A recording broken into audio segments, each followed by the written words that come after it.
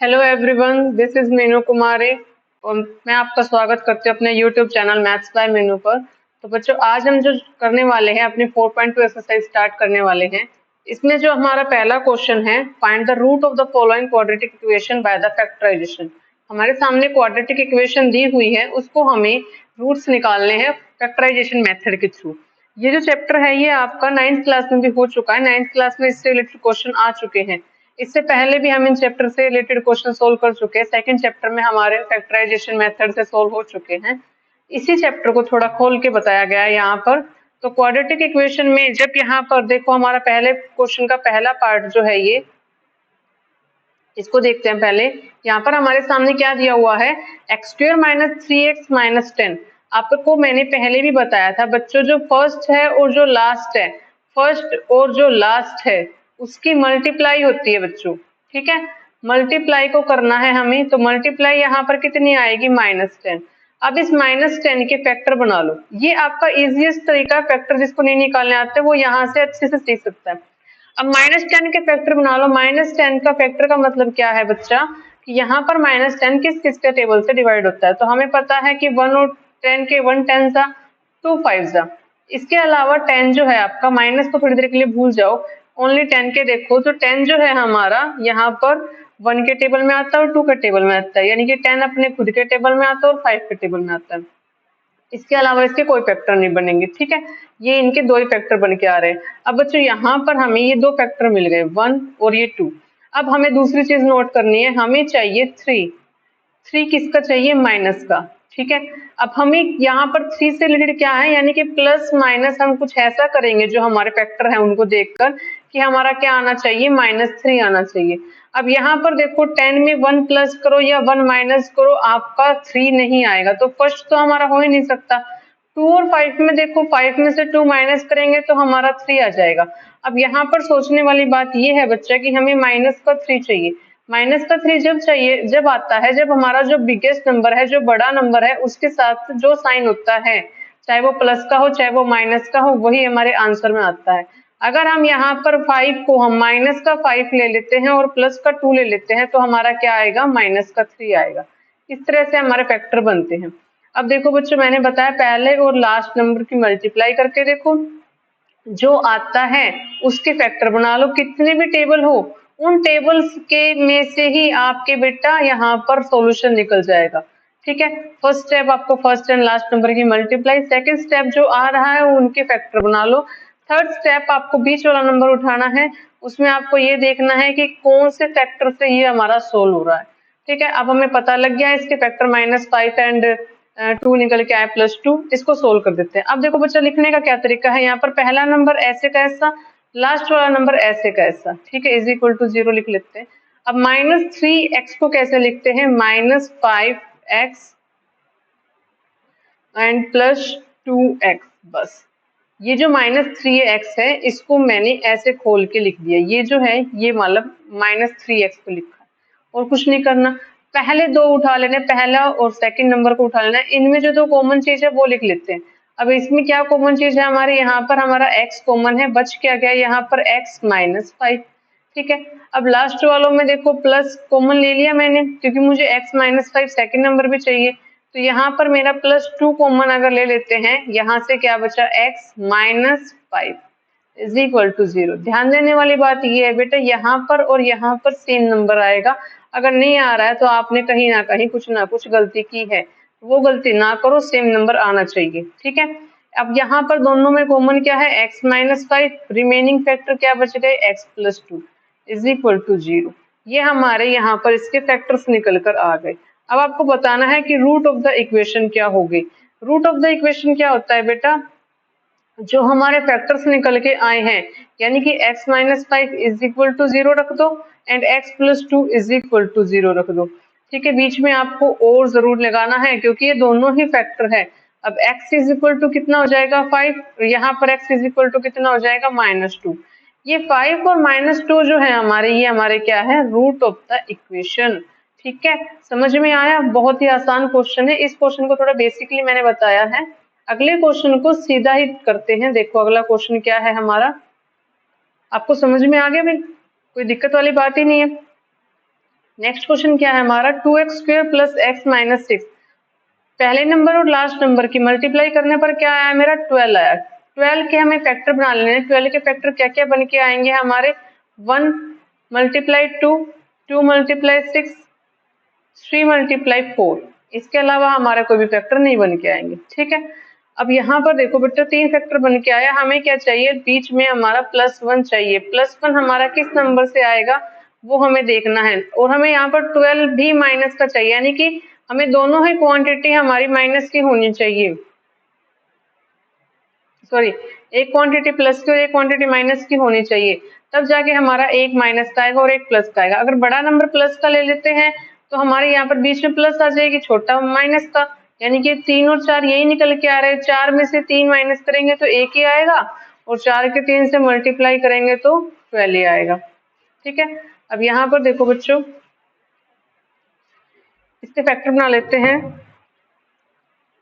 ये क्या आया हमारा, 2x² plus 4x minus x minus 6 is equal to 0। अब यहाँ पर ये आ गया हमारा। अब इन दोनों में से क्या कॉमन हो सकता है, 2x कॉमन आ सकता है। क्या बच गया हमारा, x+2 कॉमन, x+2 बच गया हमारा।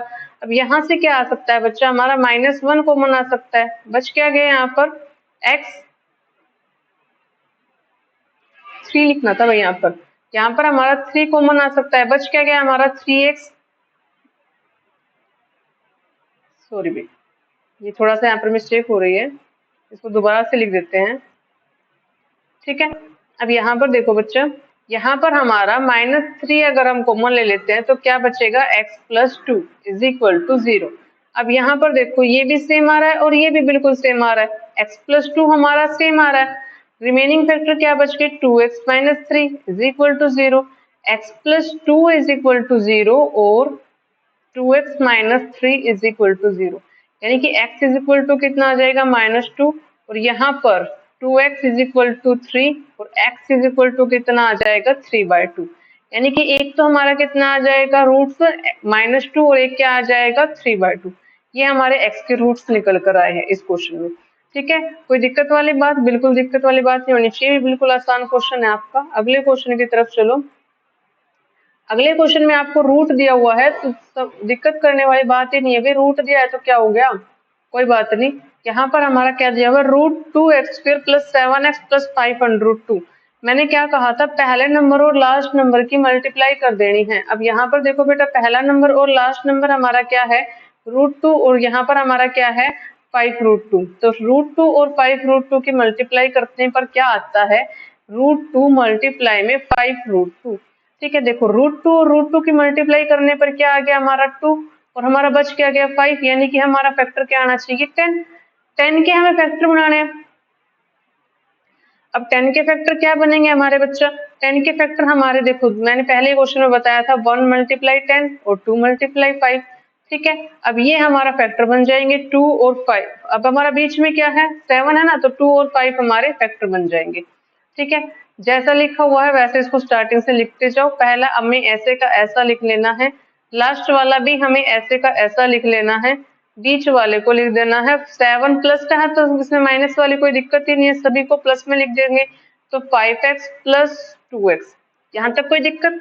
ठीक है, आगे चलते हैं भाई। आगे हमारा क्या दिया हुआ है यहाँ पर हमें कुछ कॉमन लेना। देखो x तो आएगा ही आएगा, सब में दोनों में कॉमन है। अब यहाँ पर x मैंने कॉमन ले लिया, उस इसके अलावा हमारा कुछ भी कॉमन नहीं दिख रहा है, तो बच क्या गया हमारा √2x प्लस 5। यहाँ तक कोई दिक्कत बिल्कुल भी नहीं है। अब नेक्स्ट क्वेश्चन में यहाँ पर प्लस तो मुझे कॉमन लेना ही है। अब यहाँ से देखो 2x एंड 5√2, 2 कुछ सेम सेम सा दिख रहा है। अगर देखो देखो बच्चा, √2 मल्टीप्लाई में √2 इज इक्वल टू 2, यानी कि हमारा जो 2 है वो 2 बार √2 से मिलकर बना हुआ है। ठीक है, अगर मैं एक √2 को कॉमन ले लूं तो मेरे पास एक √2 तो फिर भी बच जाएगा। ठीक है, दो में से अगर मैं एक √2 को कॉमन ले लूं तो एक √2 तो फिर भी बच जाएगा। कहने का मतलब क्या है, अगर मैं यहाँ से √2 कॉमन ले लूं तो मेरा एक √2 तो फिर भी बच जाएगा। और क्या यहाँ पर बच रहा है x प्लस 5, √2 तो मैंने बाहर ले लिया। ठीक है, इज इक्वल टू 0। अब देखो ये बिल्कुल सेम आपको दिख रहा है, √2 प्लस एक्स √2 √2x+5 √2x+5 ये बिल्कुल ही सेम आ रहा है। ठीक है, आगे चलते हैं। यहाँ पर √2x+5 एक तो ये मेरा निकल के आ गया, एक यहाँ पर क्या हो गया x+√2 = 0। ठीक है, अब यहाँ पर इसके √2x+5 = 0 यहाँ पर ऐसे करके लिख देंगे, और x+√2 = 0। यहाँ से x की वैल्यू क्या आ जाएगी -5/√2।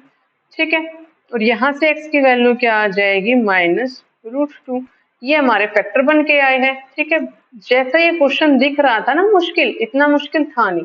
बस अपना जो ये फॉर्मूला है ना, पहला नंबर और लास्ट नंबर को, ये जो आपको करना आ गया ना बच्चा, जिस बच्चे को ये वाला स्टेप करना आ गया, तो ये आपको करना आ गया, तो ये क्वेश्चन आपके लिए बिल्कुल भी मुश्किल नहीं है, बहुत ही आसान क्वेश्चन है।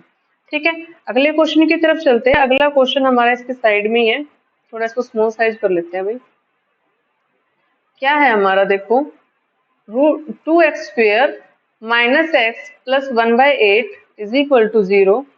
तो इस क्वेश्चन को करते हैं। देखो बेटा, मैंने पहले भी बताया है, फिर बता रही हूँ मैं, बार बार वही बातें हैं कि पहला नंबर और लास्ट नंबर की मल्टीप्लाई, यानी कि 1/4 मल्टीप्लाई करने पर मेरा 1/4 आना चाहिए। अब इसको ऐसे करूंगे तो ये क्वेश्चन बहुत ही लेंथी हो जाएगा। एक काम करते हैं, इस पूरे का हम एलसीएम ले लेते हैं, ताकि ये क्वेश्चन हमें थोड़ा शॉर्ट हो जाए। ठीक है, एलसीएम जब हम लेंगे, एलसीएम और इसका क्या लेंगे, अगर हम इसका एलसीएम 8 ले लेते हैं, पूरे का एलसीएम मैंने 8 ले लिया, तो यहाँ पर ये क्या हो जाएगा 16x² -8x + 1 = 0। ठीक है, यहाँ तक कोई दिक्कत बिल्कुल भी नहीं भाई। अब यहाँ पर देखो, ये जो मेरा 16x² -8x + 1 = 0 लिख सकते हैं, क्योंकि 8 को इसके साथ मल्टीप्लाई करेंगे तो हमारा 0 ही आ जाएगा। ठीक है, अब आगे करते हैं। आगे क्या है हमारा, इसके फैक्टर बनाने हैं। अब हमारे सामने फैक्टर जो है हमारे क्या आए हैं, 16 × 1, यानी कि 16 के फैक्टर बनाने। 16 के फैक्टर क्या बन जाएंगे, एक तो 116, 2 8, 3 के टेबल में तो आता ही नहीं, तो 4 4 जा, इसके अलावा कोई नहीं बढ़ेंगे। 3 फैक्टर आपके सामने निकल के आए, 1 2 और 4 से। ठीक है, हमें बीच में क्या चाहिए, -8। -8 यानी कि पहले तो 8 के देखो, 4 और 4 से हमारा 8 बन रहा है। अब माइनस का चाहिए तो दोनों ही हमारे माइनस के हो जाएंगे, -4 हमारा कितना होता है -8। तो ये फैक्टर हमारा निकल के आ गया लास्ट वाला। ठीक है, इसको अपने क्वेश्चन में पुटअप कर देते हैं। जब इसको करेंगे तो हमारा क्या निकल के आएगा बच्चा, पहला स्टेप हमारा ऐसे का ऐसा, 16x² + 1। अब यहाँ पर ये क्या लिख देना है, -4x -4x। बस, अब कुछ नहीं है भाई, यहाँ पर कॉमन लेना स्टार्ट कर देते हैं। हम यहाँ से हम क्या कॉमन ले सकते हैं, 4x कॉमन ले सकते हैं। बचेगा क्या यहाँ पर, 4x - 1। यहाँ से देखो 4x, इसमें से कुछ भी कॉमन नहीं आ रहा, जब कुछ भी कॉमन नहीं आ रहा तो 1 कॉमन ले लेते हैं। माइनस क्यों लिया, क्योंकि मुझे नेक्स्ट स्टेप में यहाँ पर ब्रैकेट के अंदर माइनस चाहिए, तो मैंने माइनस कॉमन ले लिया। अब यहाँ पर 1 कॉमन ले लिया, तो ये ऐसे कैसा लिख देते हैं, प्लस में से माइनस कॉमन ले लिया तो माइनस बच गया, -1 = 0। बीच वाले जो ये ब्रैकेट वाले देखो दोनों सेम आ गए, इनको यहाँ पर लिख देते हैं, ये मेरे कॉमन फैक्टर है। Remaining factor 4x - 1 = 0। अब x की वैल्यू क्या आ जाएगी, 4x - 1 = 0 और 4x - 1 = 0, यानी कि x की वैल्यू क्या हो जाएगी 1/4। और यहाँ से क्योंकि दोनों सेम ही है ना, तो x की वैल्यू 1/4 हो जाएगी। यहाँ कोई दिक्कत वाली बात बिल्कुल नहीं भाई। अगले क्वेश्चन की तरफ चलते हैं। अगला क्वेश्चन जो है, फर्स्ट क्वेश्चन का लास्ट पार्ट है। देखो भाई कितना आसान क्वेश्चन है। 100x² -20x + 1, 100 मल्टीप्लाई में 1, यानी कि 100 उसका फैक्टर होना चाहिए। ठीक है, 100 फैक्टर होना चाहिए। अब आपको देखना पड़ेगा फिर 100 का फैक्टर 100 किस किस के टेबल में आता है। तो पहला तो हमारा 1 और 10 ही आ जाता है, 2 और 50 हो जाएगा हमारा, 3 के टेबल में तो आता ही नहीं है, 4 और 25 हो जाएगा। ठीक है, 5 और 20 हो जाएगा। ठीक है, इसके अलावा किसी के टेबल में नहीं आता, लास्ट में 10 10 100 होता है। ठीक है, इस ये जो हमारे फैक्टर बन के आए 1 2 3 4 5, 5 नंबर से हमारा फैक्टर बन के आया। अब हमें देखना है कौन से वाला हमें चाहिए। हमें चाहिए बीच में 20, तो 20 हमारा किससे बन रहा है, इससे नहीं, इससे नहीं, लास्ट वाले नंबर से बन रहा है 10 10 जा 10 प्लस 10 20, 10 10 जा 100 होता है, 10 प्लस 10 20। लेकिन हमें माइनस का 20 चाहिए, तो दोनों के दोनों minus ten is equal to -20। ये हमारा फैक्टर बन के आ गया। अब क्या करना है, बिल्कुल कुछ भी नहीं करना, अभी क्वेश्चन में पुटअप करना है इसको। पहला नंबर ऐसे कैसा लिख देना है, 100x² plus 1 is equal to 0। बीच में जो हमारे फैक्टर बन के आए हैं -10x। ठीक है, अब यहाँ पर क्या कॉमन ले सकते हैं, देखो आप ध्यान से देखना, x तो आएगा ही, 10 भी हमारा साथ साथ दिख रहा है यहाँ पर, तो यहाँ पर क्या बच जाएगा 10x माइनस 1। अब इनमें देखो माइनस, मुझे माइनस चाहिए तो -1 1 कॉमन ले लिया, क्योंकि इन दोनों में कुछ भी कॉमन नहीं आ रहा, तो ये आ जाएगा हमारा 10x minus 1 is equal to 0। 10x minus 1 हमारा ये है, और ये भी हमारा 10x minus 1 is equal to 0। अब यहाँ पर x की वैल्यू क्या आ जाएगी बेटा, 1 अपॉन में 10 आ जाएगी, और यहाँ पे भी x की वैल्यू क्या आ जाएगी, 1 अपॉन में 10 आ जाएगी। ये हमारे जो क्या है इस इक्वेशन के रूट्स है।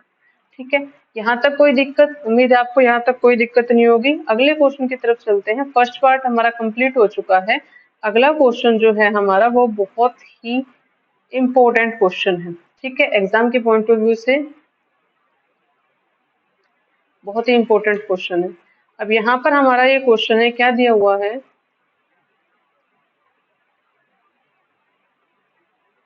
Find two number whose sum is 27 and product is 182। यहाँ पर हमें दो नंबर निकालने हैं जिनका सम जो है 27 है और जिनकी प्रोडक्ट जो है 182 है। तो यहाँ पर वे दो नंबर कौन कौन से हो जाएंगे, आप इसको मान लेना है। अगर आपको एक नंबर मान लेते हो तो यहाँ पर मैं देखो ऐसे लिख देती हूँ, let the first number be x. अगर एक नंबर x हो जाएगा तो सेकंड नंबर क्या हो जाएगा मेरा, सेकंड नंबर, दोनों के प्रोडक्ट 27 है तो दूसरा नंबर क्या हो जाएगा 27 माइनस एक्स। ठीक है, अब इसने कहा प्रोडक्ट 182, यानी कि इनकी जो प्रोडक्ट होगी अकॉर्डिंग टू द क्वेश्चन क्या लिख देंगे हम, इनकी जो प्रोडक्ट है x मल्टीप्लाई में 27 minus x is equal to 182। ठीक है, अब यहाँ पर इनकी प्रोडक्ट क्या हो जाएगी 27x माइनस एक्स स्क्वायर, 182 को इधर ले आते हैं -182 इज इक्वल टू 0। अब देखो ये थोड़ा जो हमारे सिस्टमेटिक वे में नहीं आ रही है, यानी कि हमारा ax square plus bx plus c is equal to 0 इस फॉर्म में लिखी नहीं हुई है। इस फॉर्म में इस इक्वेशन को लिख लेते हैं, ये हमारी क्वाड्रेटिक इक्वेशन की फॉर्म होती है बच्चा। तो यहाँ पर ये क्या हो जाएगा -x square plus 27x minus 182 is equal to 0। इस क्वेश्चन को थोड़ा और सोल्व करने के लिए हम यहाँ से या तो माइनस कॉमन ले लो या कंप्लीट इक्वेशन को माइनस से मल्टीप्लाई कर दो, बात वही है, आप दोनों ही बातें लिख सकते हो। अगर यहाँ से माइनस कॉमन ले लेते हैं तो ये minus x square minus 27x plus 182 is equal to 0। अब हमें क्या करना है बच्चा, वही हमारा पुराना फॉर्मूला, इस इक्वेशन में क्या रखना है, हमें 182 के फैक्टर बनाने हैं। और 182 के फैक्टर हमें आपको सीधा ही बता देती हूँ, यहाँ पर 13 मल्टीप्लाई में 14 जो होता है हमारा 182 ही होता है। ठीक है, अब यहाँ से ये इसके फैक्टर बन गए, इस इक्वेशन में हम पुट कर देते हैं। ठीक है, अब यहाँ पर ये क्या लिखेंगे हम, पहला नंबर ऐसे कैसा एक्स स्क्वायर, यहाँ पर लास्ट नंबर 182, यहाँ पर ये बीच वाले जो नंबर है ये यहाँ पर लिख देते हैं, ये क्या हो जाएगा -13x minus 14x is equal to 0। ठीक है, यहाँ तक कोई दिक्कत नहीं होनी चाहिए भाई, बिल्कुल आसान है। x कॉमन ले लेते हैं तो बचा क्या मेरा x माइनस 13, माइनस 14 कॉमन ले लेते हैं तो क्या बचा x minus 13 is equal to 0। x minus 13 ये मेरा यहाँ पर आ गया और बच क्या गया x minus 14 is equal to 0। ठीक है, अब हमारा जो नंबर है वो क्या क्या आएंगे हमारे, x इज इक्वल टू 13 और x इज इक्वल टू 14। अब बेटा देखो यहाँ पर अगर हमारा फर्स्ट नंबर 13 है तो सेकंड नंबर क्या हो जाएगा 27 माइनस 13 14, और अगर हमारा फर्स्ट नंबर 14 है तो 27 माइनस 14 इज इक्वल टू 13। तो दोनों ही केस में हमें क्या निकल के आ रहा है कि जो नंबर है हमारे वो क्या आएंगे 13 और 14। ठीक है, यही हमारा सॉल्यूशन है। अगले क्वेश्चन की तरफ चलते हैं। अगला क्वेश्चन क्या है, find two consecutive positive integer sum of वो स्क्वायर इज 365। कॉन्जिक्यूटिव मैंने आपको पहले भी बताया था बच्चा, कॉन्जिक्यूटिव का मतलब होता है लगातार। लगातार का मतलब क्या है, पॉजिटिव इंटीजर बोला है, एक से अगला क्या होता है दो, दो से अगला क्या होता है तीन, से अगला क्या होता है चार, लेकिन हमें तो पता नहीं ना कि ये 1 2 3 4 है या कोई और नंबर है। अगर मैं अपने फर्स्ट नंबर को x मान लूं तो उससे अगला नंबर क्या हो जाएगा मेरा x+1। ठीक है, लगातार बोला ना, तो x से नेक्स्ट क्या हो जाएगा x+1। देखो भाई 2 जो है वो मेरा 1 में ऐड होके ही तो आया है, 3 जो है हमारा 2 में ऐड होके तो आया, यानी कि इसको x मानेंगे तो x+1, इसको x मानेंगे तो ये x+1, इसको x मानेंगे तो ये x+1। ऐसे तो क्या आ रहा है, तो कोई भी हमारा नंबर कॉन्जिक्यूटिव है, अगर इसको x मानेंगे तो x+1 उससे नेक्स्ट नंबर हो जाएगा। ठीक है, इसने बोला है सम ऑफ वो स्क्वायर इज, अब इनका स्क्वायर करो, प्लस में x+1 का होल स्क्वायर, इनके स्क्वायर का सम क्या है हमारा 365। ये मेरा अकॉर्डिंग टू क्वेश्चंस है। ठीक है, अब यहाँ तक कोई दिक्कत, बिल्कुल आसान बात, अब तक तो कुछ किया ही नहीं मैंने, बिल्कुल आसान बात है भाई। आगे करते हैं इस क्वेश्चन को, इसको सोल्व कर लेते हैं। x² + x² + 1 + 2x is equal to 365। 1 को इधर ले आएंगे, ये 364 हो जाएगा, 364 को इधर ले आएंगे, -364, तो ये हो जाएगा हमारा 2x² + 2x - 364 is equal to 0। अब 364 के फैक्टर, पहले एक काम करो, इसमें देखो 2 2 से डिवाइड हो रहा है, 2 कॉमन लेकर इसको काट लो, तो ये मेरा क्या बचेगा x² + x - 182 is equal to 0। ठीक है, अब मैंने 182 के फैक्टर आपको बताए थे 13 और 14, मुझे क्या चाहिए बीच में प्लस का 1 चाहिए, प्लस का 1 चाहिए तो मुझे माइनस का 13 चाहिए, माइनस का 14 चाहिए, तो x² प्लस का 1 चाहिए तो माइनस प्लस का 14, plus 14x - 13x - 182 is equal to 0। ठीक है, तो यहाँ पर x है तो x + 14 - 13 है, तो ये मेरा क्या बचेगा x + 14 is equal to 0। x + 14 यहाँ पर कॉमन आ रहा है, रिमेनिंग फैक्टर क्या है मेरा x - 13 इज इक्वल टू 0। ठीक है, अब यहाँ पर देखो मेरे जो x के फैक्टर है वो क्या आएंगे, x इज इक्वल टू क्या आ जाएगा मेरा माइनस का 14, और क्या आ जाएगा x is equal two plus का 13। अब जो इंटीजर है उसने क्या बोला है पॉजिटिव इंटीजर, तो ये x - 14 इसका तो कोई मतलब ही नहीं है, इसका मतलब जो ये x - 14 है ये तो मेरा लेना ही नहीं है मुझे, इसको तो काम किससे करना है मुझे, x इज इक्वल टू 13 से। तो x इज इक्वल टू अगर मेरा नंबर 13 है तो उससे अगला नंबर क्या हो जाएगा 13 + 1 14, यानी कि 13 और 14 हमारे दो नंबर निकल कर आए। ठीक है, अगले क्वेश्चन की तरफ चलते हैं। अगला क्वेश्चन क्या है, the altitude of a right triangle is 7 centimetre less than it's base, if the hypotenuse is 13 centimetre find the other two sides.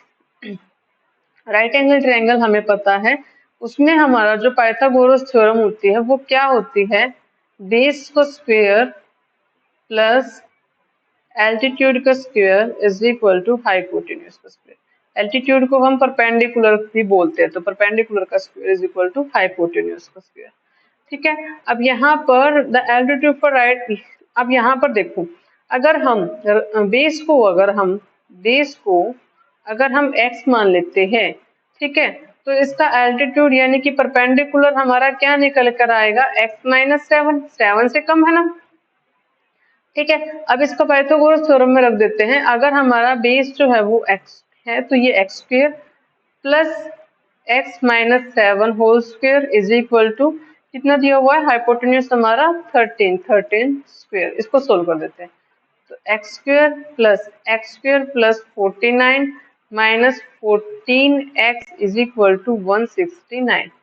यहाँ तक कोई दिक्कत, बिल्कुल आसान क्वेश्चन है भाई यहाँ तक। ये मेरा क्या हो गया 2x² - 14x, ये इधर आ जाएगा तो माइनस का हो जाएगा, तो -169 + 49 कितना बचेगा बेटा मेरा 120 बचेगा, तो मेरा -120 इज इक्वल टू 0। इसमें देखो फिर से मेरा 2 कॉमन आ रहा है, तो यहाँ से इसको सोल्व कर देते हैं। X square minus 7x minus में 60 इज इक्वल टू 0। अब मुझे फैक्टर किसके बनाने हैं? 60 के फैक्टर बनाने हैं। 60 के फैक्टर देखो बेटा, 160 ये तो मुझे लेना ही नहीं क्योंकि मुझे 7 चाहिए। 230 बिल्कुल भी नहीं है। 320 यहाँ पर ये भी नहीं हो सकता। अब देखो मेरा 4 से हमारा क्या हो जाता है? 4 1 जा 4, 15, 415 ये भी नहीं है।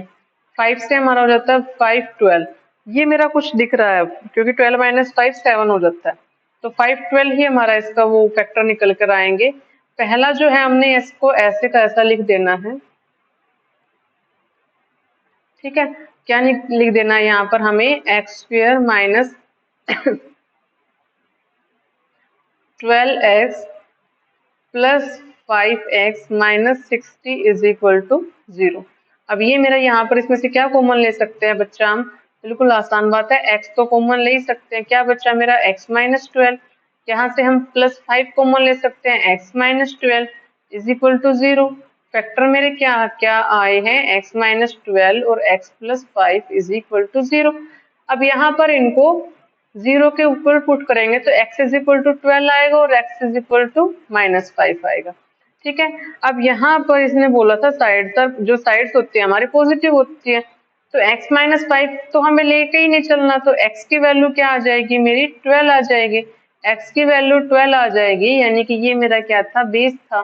तो हमारे परपेंडिकुलर क्या हो जाएगा? 12 माइनस 7 इज इक्वल टू 5, ठीक है। बेस हमारा 12 आ गया, परपेंडिकुलर हमारा 5 आ गया, और हाइपोटेन्यूज कितना दिया हुआ था? 13। ये इस क्वेश्चन का आंसर है भाई। अगले क्वेश्चन की तरफ चलते हैं। अगला क्वेश्चन क्या है? Cottage industry produce a certain number of pottery articles in a day. It was observed on a particular day that the cost of a production of each article in rupees was 3 more than twice the number of articles produced on that day. If the total cost of the production on that day was 90 rupees, find the number of articles produced on the cost of each article. तो यहाँ पर देखो बेटा, हमें कुछ articles के बारे में बताया हुआ है, तो हम यहाँ पर क्या क्या चीजें मान लेते हैं? आर्टिकल जो हमें अगर हम मान लेते हैं, लेट द, ये क्वेश्चन थोड़ा सा दिखने में मुश्किल है लेकिन बिल्कुल ही आसान है बेटा, और पेपर के पॉइंट ऑफ व्यू से आपके पेपर में आ सकता है, क्योंकि आपकी जिसकी स्टेटमेंट है ना वो थोड़ी बड़ी दिख रही है, तो आप इसको देखकर छोड़कर ही आओगे, छोड़ना नहीं है बिल्कुल इस क्वेश्चन को बेटा। यहाँ पर मान लेते हैं let the number of articles कितने? x, ठीक है। अब जो कॉस्ट है उसको क्या क्या निकल के आएगी? हमारी कॉस्ट जो है 3 more than twice the number of articles, जो twice the number of articles है इसका 3 ज्यादा, ठीक है। ये हमारी कॉस्ट निकल कर आई है।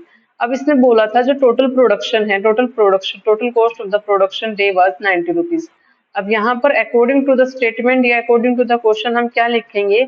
x, इनका जो प्रोडक्शन है 2x plus 3 is equal to 90। इसको सोल्व कर दो, यानी कि 2x square plus 3x minus 90 is equal to 0। ये मेरी क्या बन के आई है? एक अच्छी सी प्यारी सी इक्वेशन बनकर आ गई भाई। इसको मुझे सोल्व करना है। 2x square plus 3x minus 90, इसको मुझे सोल्व करना है। अब यहाँ पर देखो बेटा, यहाँ पर देखो, इसमें यहाँ पर मुझे 90 टू जा 180 के फैक्टर बनाने हैं, ठीक है। अब 180 के फैक्टर क्या क्या बन के आएंगे? देखो ये तो मेरा आ ही नहीं सकता, 3 है, 290, 360, 4 से कितने? 4 4 जा 16, 4 5 जा, ठीक है। ये भी नहीं हो सकता। 5 से करते हैं तो 5 5 3 जा 15, 3 0 5 6 जा, 5 से भी नहीं होगा। 6 30, 7 से होगा ही नहीं, 8 से भी नहीं होगा, 9 से, 9 2 जा 10 से, 10 18, ठीक है। मुझे बीच में क्या चाहिए? 13 चाहिए। अब देखो यहाँ पर 11 से नहीं होगा, 12 से कुछ लग रहा है ये, 12 1 जा 12 5 जा। अब ये 12 15, ये मेरा कुछ दिख रहा है, 12 15 3 निकल कर आ रहा है, तो ये इनका ये इतने ज्यादा फैक्टर है, ये इसमें से कोई नहीं है, ये मेरा निकल कर आ रहा है। ठीक है, 12 और 15, 12 और 15 जो है मेरा, यही मेरा इसमें से फैक्टर बना रहे हैं। तो यहाँ पर मैं क्या लिख दूं, 2x² minus 90 is equal to 0। अब मुझे जो 3 है वो प्लस का चाहिए, तो प्लस का 15x माइनस का 12x, ऐसे लिख सकते हैं। अब फर्स्ट में से हम क्या कॉमन ले सकते हैं, x कॉमन ले सकते हैं, बचेगा क्या मेरा 2x प्लस 15। ठीक है, यहाँ से मैं माइनस क्या कॉमन ले सकती हूँ, 6 कॉमन ले सकते हैं यहाँ पर, क्योंकि मुझे 2 चाहिए। तो 2x प्लस यहाँ पर कितना आया 15 इज इक्वल टू 0। अब मेरा ये क्या बन कर आया 2x plus 15 and x minus 6 is equal to 0। अब ये क्या है 2x इज इक्वल टू 15, या फिर पहले पूरा लिख देते हैं, 2x plus 15 is equal to 0 और x minus 6 is equal to 0। यहाँ से तो x की वैल्यू 6 निकल कर आ गई, यहाँ से 2x is equal to minus 15 और x is equal to minus 15/2। अब यहाँ पर जो है हमारा जो कॉस्ट होती है वो क्या नेगेटिव नंबर में तो नहीं हो सकती। ठीक है, आर्टिकल जो हो गए हमारे वो पॉजिटिव नंबर में होंगे, तो यहाँ पर 6 को लेके चलेंगे। ठीक है, तो मैंने स्टार्टिंग में क्या मानना था, आर्टिकल्स को यहाँ पर 6 मानना था। ठीक है, आर्टिकल्स अगर हमारे 6 है तो उनकी कॉस्ट क्या हो जाएगी 2 इंटू 6 प्लस 3, यानी कि 12 प्लस 3 15। तो उनकी कॉस्ट क्या है 15 हो जाएगी। तो 6 और 15 जो है इसका आंसर हो जाएगा। ठीक है, तो यही तक था हमारा, ये हमारा इस एक्सरसाइज का लास्ट क्वेश्चन था 4.2 एक्सरसाइज का। ठीक है, आपकी यहाँ तक आज के लिए इतना ही है। उम्मीद है आपको क्वेश्चन अच्छे से समझ में आए होंगे। अच्छे से आप इन क्वेश्चनों की प्रैक्टिस कीजिए, बहुत ही इंपॉर्टेंट क्वेश्चन है आपके ये एग्जाम के पॉइंट ऑफ व्यू से। इस बार बहुत सा सिलेबस कट करवा दिया गया है, तो आपके लिए हर एक क्वेश्चन बहुत ही इंपॉर्टेंट ही रहने वाला है। तो रिस्क बिल्कुल भी नहीं लेना है कि मैं एक्सरसाइज करूं या ना करूं, आपको ये पूरा का पूरा चैप्टर जो है अच्छे से सोल्व करना है। तो आज के लिए इतना ही। Thank you.